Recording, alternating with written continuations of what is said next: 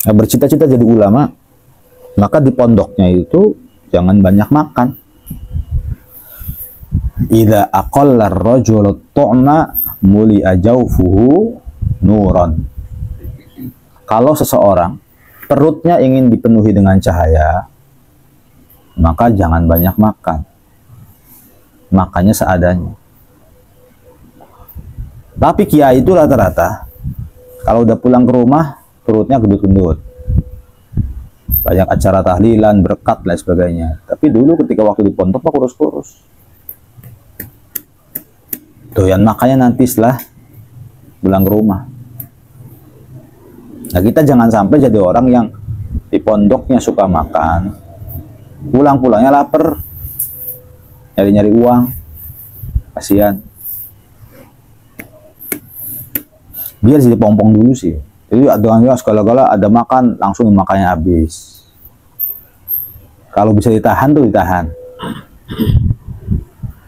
Dan beruntungnya sih, maksudnya tuh sekedar cerita. Abi tuh rasa bersyukur di pondok tuh makannya nggak banyak. Makannya tuh nggak banyak. Sehari sekali lah, sepiring setengah tapi. Buka puasa aja sama malam. Begitu bayar rutinitas setiap hari tuh. Puasa. Jadi puasa itu bukan berarti nyari pahala doang. Tapi puasa itu dalam rangka memberikan cahaya dalam perut supaya ilmunya itu mancing, futuh. Nanti kalau ilmunya masuk, futuh tuh gampang, nyerap ilmu tuh gampang. Tasrifan cepet, kemudian sorop cepet, nahwu cepet, apa cepet.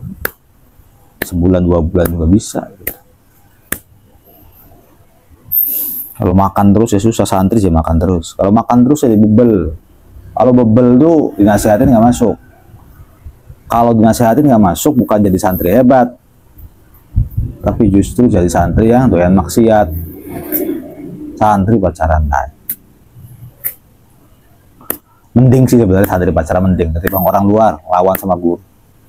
Tapi semending-mendingnya santri jangan jadi santri yang begitu.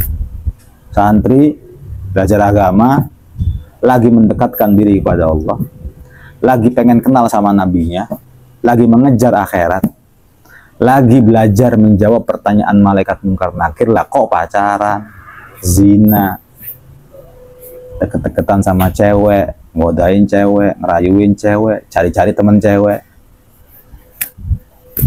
Kerjaan anak-anak muda tuh cari-cari kenalan. Info dari mana? Biar ada aja yang bocorin. Meskipun Nabi nggak begitu ya. Ngapain cari-cari kenalan? Cuman ada yang bilang kalau anak-anak muda tuh begitu. Kamu cari-cari kenalan tuh kurang temen tau kan? Mending punya temen tuh 3, 4, 5.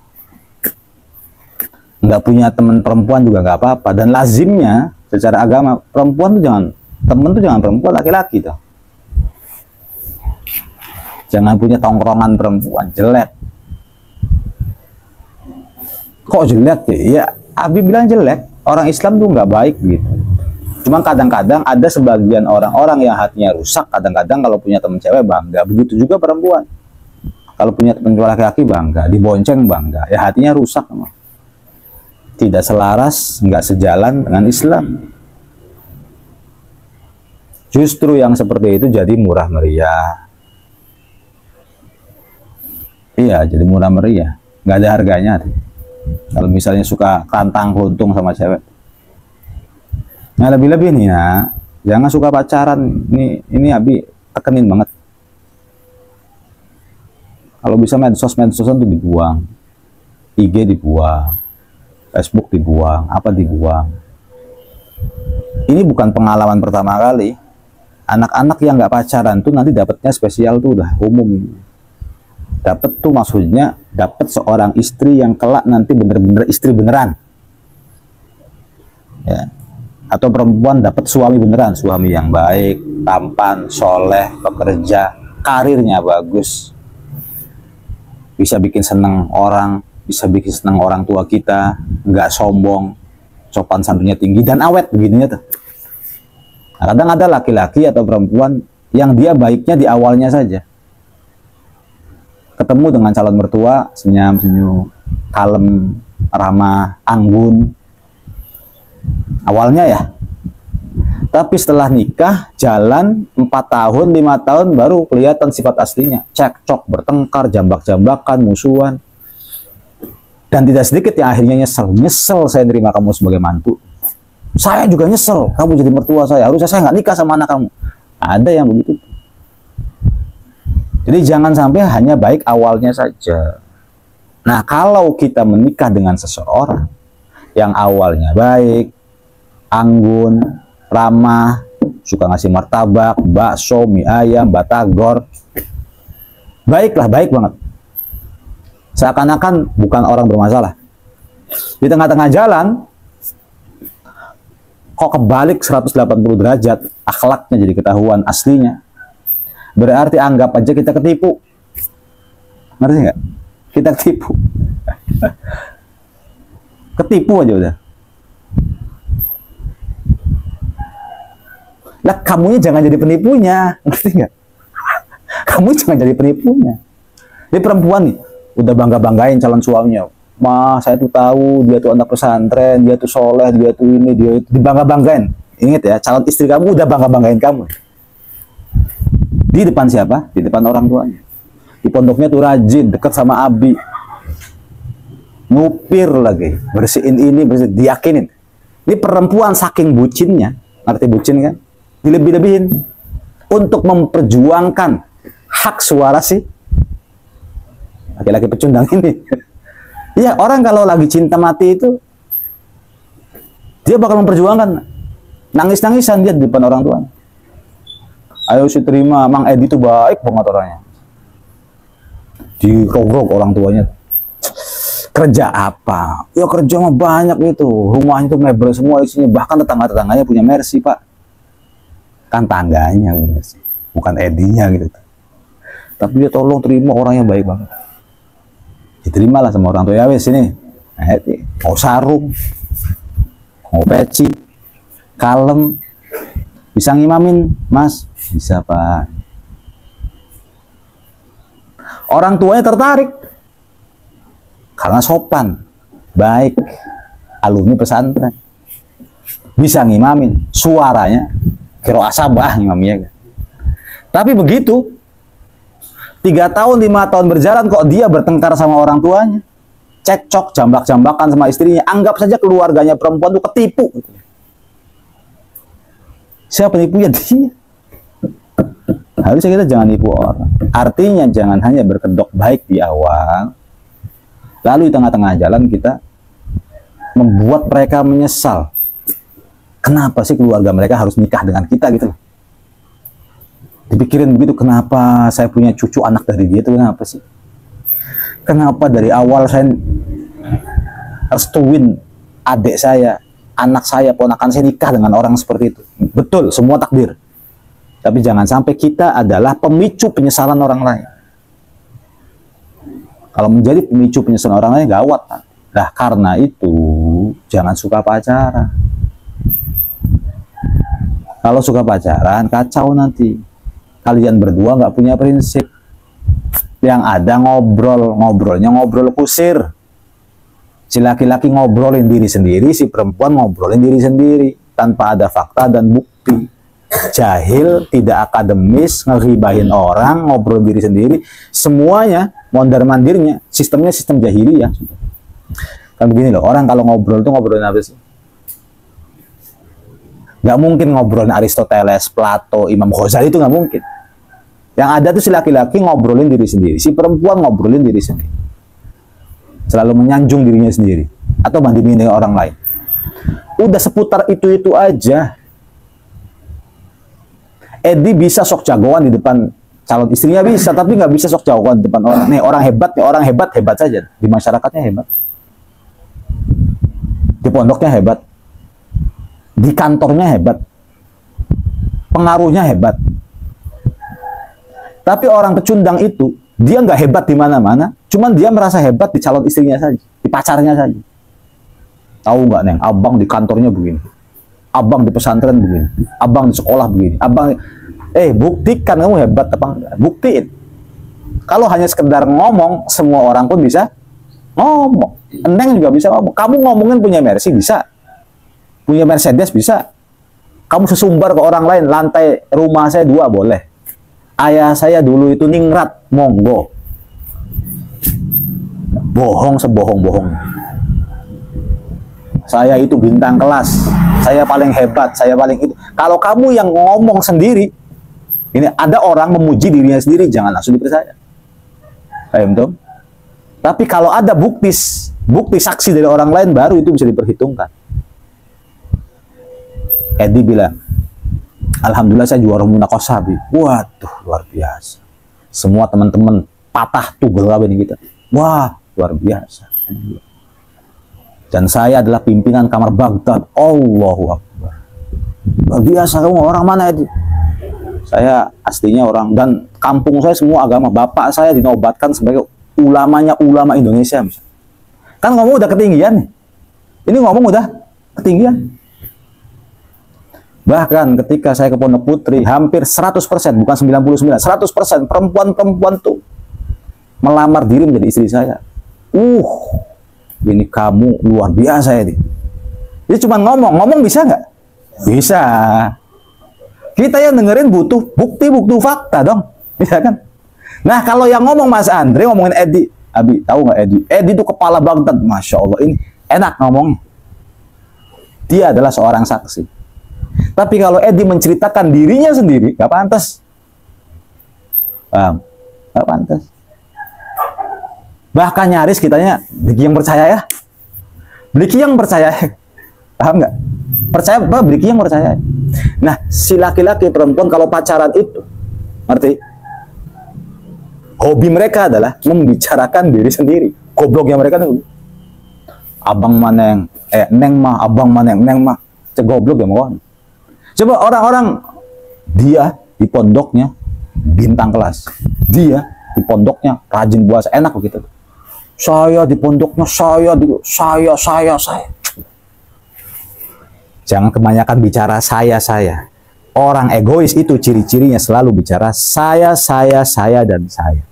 Suka banget menceritakan diri sendiri. Sementara orang hebat suka menceritakan orang lain, tapi bukan keburukannya, kebaikannya. Ada anak baru 2 bulan, udah bisa narkib. Ngomong ke Abi. Bukan orangnya yang ngomong, pengurusnya yang ngomong. Ada siapa namanya, ini pindahin kamarnya ke Baghdad. Gak usah dia cerita dari orangnya. Nah orang-orang pacaran tuh umumnya begitu. Perempuan kalau ada laki-laki begini, dia gini, kalau ada orang baru tuh hati-hati, jangan suka cari-cari temen deh di apa namanya, di medsos. Jangan ada teman. Udah teman kita yang disyukuri ya, teman kita. Nanti dua teman Haidar, dua teman Malik, alhamdulillah orang baik sih. Diusok ngulati teman-teman yang punya Mercy apa kelas kamu, gak usah ketinggian. Dan abis sih senangnya punya teman Kang Salman, Anzen, gak usah teman-teman berkelas, Diki yang malah teman-teman gak usah seragam, gak usah nemtek, gak usah apa. Gak Kiang dan Abinya sendiri gak Kiang. Mantongkrong di sini sama Anzen, udah lebih seneng begitu. Jelek, nggak apa-apa. Oh berarti Abi temennya orang-orang miskin, nggak apa-apa. Mau apa terus? Mau apa?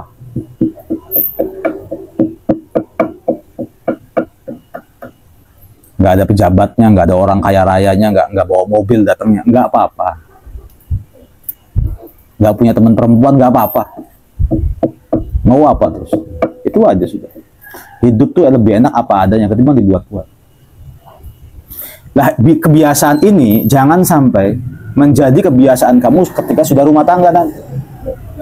Ketika sudah punya suami, sudah punya istri.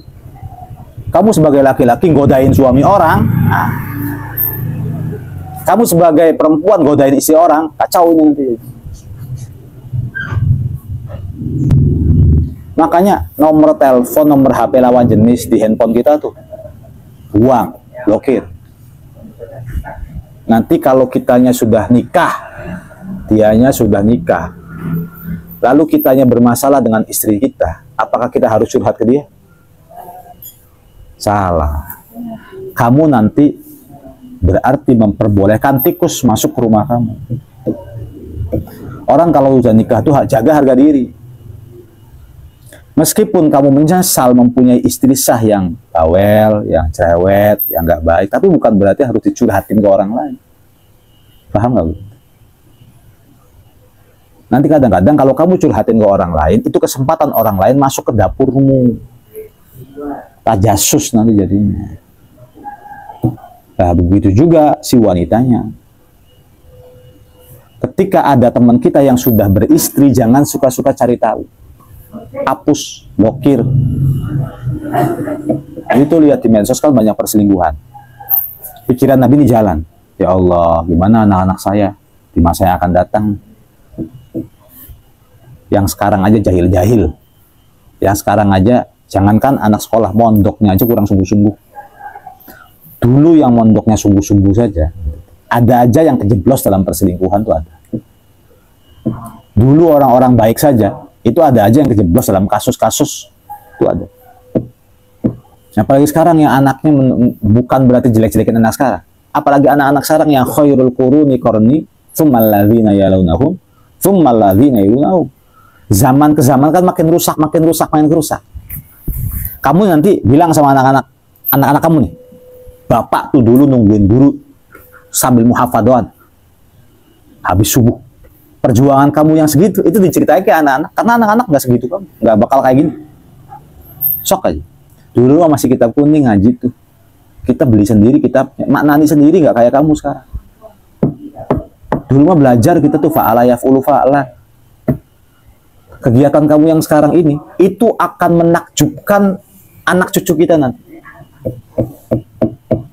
Nanti ya. Dulu mah kalau guru ngomong tuh masih nurut, pada ngeliatin. Dulu ya, ketika Abi itu masih mondok, guru ngomong, subuh-subuh kita ngantuk tuh masih ngeliatin. Artinya di masa yang akan datang, bisa jadi guru udah nggak dengerin orang. Dulu mah ketika guru mau keluar, kita pada salaman. Bahkan jangankan tangan kanan, tangan kiri pun saya salamin, Abi salamin tangan kiri pun. Kalau tangan kanannya direbutin orang lain, ada tangan kiri, tak salamin juga tangan kiri. Mau dikatain feodal juga nggak apa-apa. Tuh Abi tuh dulu mondok tuh begitu. Kamu mondok, jangan ngentutin kiai malah. Nah, kalau hal-hal menarik aja zaman dulu bakal jadi cerita di zaman sekarang, artinya perkembangan makin hari, zaman itu makin nurun. Makin rusak orang-orangnya. Jadi kalau sekarang perselingkuhan sudah banyak, na'udzubillahi min dzalik, kamu hidup di dunia luar, siap-siap jaga hati. Ngerti nggak? Siap-siap jaga hati. Bisa jadi pasangan kamu yang bermasalah, atau bisa jadi kamu yang bermasalah. Makanya dilatih dari sekarang, jangan pacaran. Kalau sekarang pacaran, kebiasaan nanti suka selingkuh. Karena kamu udah tahu jurus-jurusnya. Iya kan? Gini loh, gini. Laki-laki hidung belang, cara dia menerkam dan menggoda istri orang tuh beraneka ragam. Gitu kan? Jadi laki-laki hidung belang, cara dia untuk mendapatkan istrinya orang itu beraneka ragam caranya. Terutama mengolah gaya bahasa. Atau bertanya kepada si perempuan ini, bagaimana suami kamu? Baik apa enggak? Pertanyaan pemancing namun. Siasatnya babi ngepet. Ya, nah si betinanya lagi nih. Si betinanya lagi nih. Ditanya begitu malah ngejawab. Harusnya diem. Harusnya jawab. Baik, jagoan, hebat, kepala rumah tangga, keren gitu loh. Itu perempuan hebat. Ini mah perempuan ditanyain sama laki-laki. Gimana suami kamu? Baik apa enggak? Alah, nganggur terus. Alah, nggak pernah kerja. Alah, kasar. Alah. Gitu kan. Si betinanya aja salah. Akhirnya dijawab lagi sama si laki-laki. Kalau aja saya jadi suami kamu, pasti saya akan memperlakukan kamu seperti pri, seperti bidadari. Nah, dua babi ngepet ini lagi ngapain? Lagi ngapain? Lagi memadu dosa maksiat. Masing-masing sok pahlawan. sok memberikan nasihat, padahal kepalanya itu pusing, penat. Gayanya kayak pahlawan, ngerti kan? Pengen jadi Spiderman, pengennya gitu loh. Ya tapi yang keluar dari sini tali rapi ya, ngerti kan? Tali rapi ya. Orang nggak bisa aja. Kita itu, atau ada perempuan yang curhat sama kita, Bang, Mas, atau kamu dipanggil Pak Ustadz, Pak Kiai, saya punya masalah rumah tangga sama suami saya selingkuh, nggak ngasih nafkah, berbulan-bulan pergi, ninggalin anak dan istri. Kamu sebagai pendengar jangan ambil kesempatan, jangan mau ditemenin setan. Baik Mbak, insya Allah nanti ya konsultasinya kita di lain waktu saja, karena kebetulan sekarang nggak ada istri saya, nggak enak kalau saya berdua. Keren nih begini. Jangan malah chat-chatan sama istri orang jam 2 malam, jam 3 malam, cekikikan. Ini Abi ngomong dari sekarang ya, ngomong dari sekarang. Diinget-inget, sampai kamu rumah tangga nanti, jangan merusak hubungan rumah tangga orang lain. Nah, ciri daripada perusak rumah tangga itu, dulunya pernah pacaran, lalu nggak kelakon sama pacaran itu, pacarnya nikah sama orang lain, mantan-mantannya itu bakal menjadi calon perusak rumah tangga. Ngerti ya? Contoh, si Edi pacaran sama Fatul, misal Fatulnya perempuan, suka chat-chatan, suka curhat-curhatan, suka ketemuan di warung bakso, suka jemput-jemputan, jadi pakai motor, bonceng, warnanya geronggong, warnanya apa, kamu. Misal ini, kan mereka berdua terus akhirnya putus, katakan Fatulnya selingkuh, nikah sama Bahrul, nanti kan? Nah nanti ketika rumah tangga mereka retak, si Edi ini bakal menjadi calon perusak, ngerti?